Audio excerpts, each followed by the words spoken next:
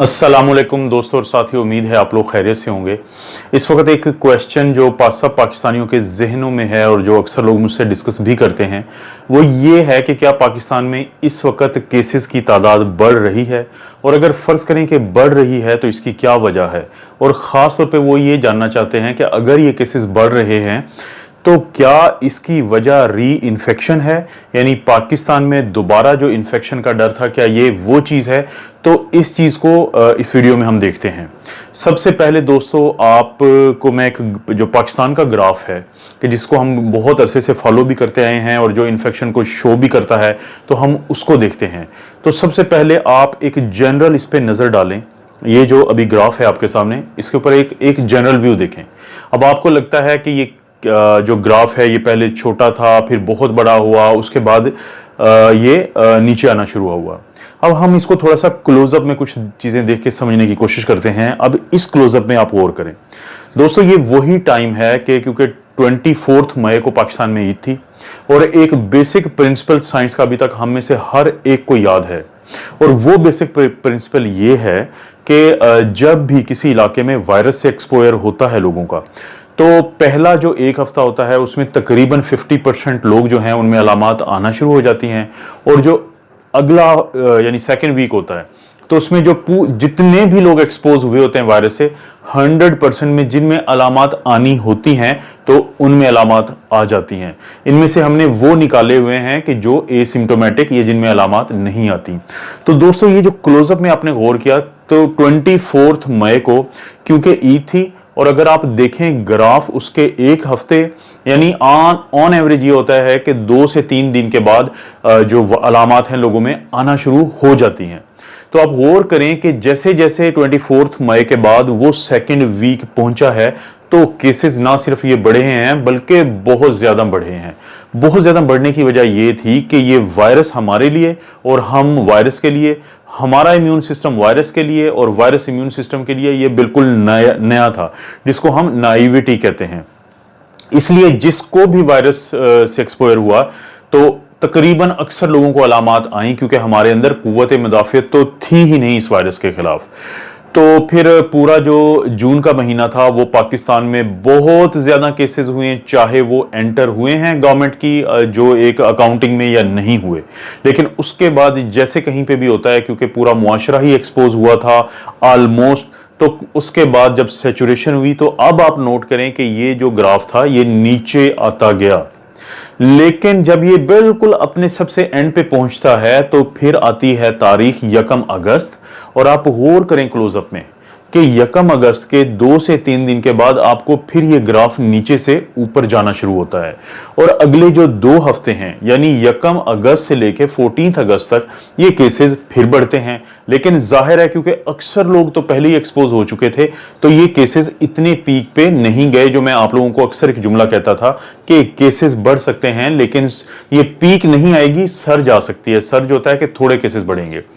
दोस्तों, अब ये 14 अगस्त तक केसेस बढ़े। अब आइडियली ये केसेस नीचे आने चाहिए थे, लेकिन फिर एक ऐसा इवेंट आया पाकिस्तान में कि 14 अगस्त को फिर लोग बाहर निकले। वो लोग जो किसी हद तक एक्सपोज नहीं हुए थे, या वो बच्चे जो अब घरों में वायरस लेके गए और उनके पेरेंट्स, उनके बुजुर्ग, उनके जो एल्डर्स जो हैं वो अभी एक्सपोज नहीं हुए थे, वो फिर एक्सपोज हुए यानी फर्स्ट टाइम। और फिर आप गौर करें कि केसेस में थोड़ी बढ़ोतरी आई या वो बढ़े।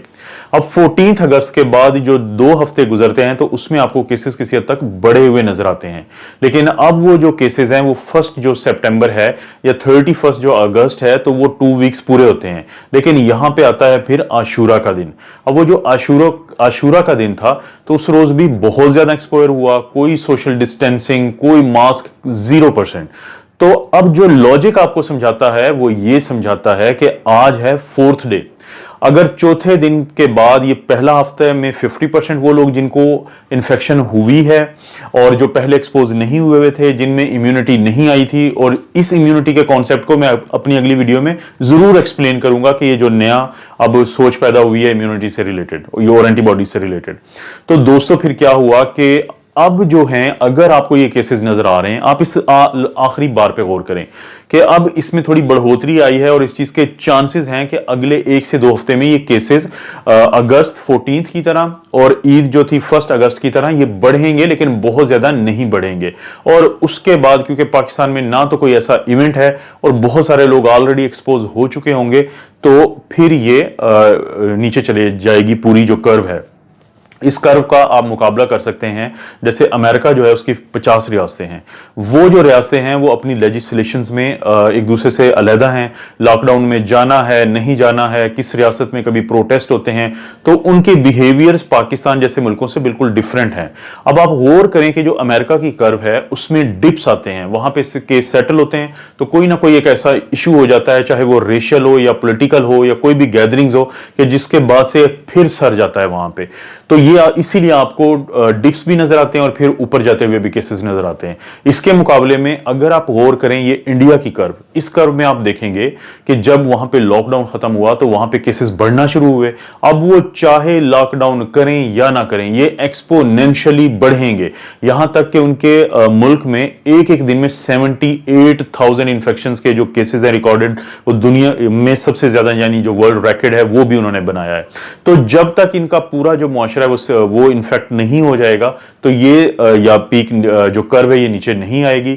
दूसरा ये है कि वो अचानक ही लॉकडाउन में दोबारा चले जाएं तो किसी हद तक ये नीचे आ जाएगी। तीसरा ये है कि सबको वैक्सीन लग जाए तो तब भी ये नीचे आने के चांसेस हैं। तो दोस्तों, जो पाकिस्तान में जो केसेस बढ़ रहे हैं, बिल्कुल उसमें थोड़ा सा इंक्रीज ऐसे ही होगा जो ईद के बाद हुआ था किसी हद तक, और जो किसी हद तक हुआ था 14 अगस्त के बाद, लेकिन कोई बहुत बड़ा सर्ज नहीं आएगा।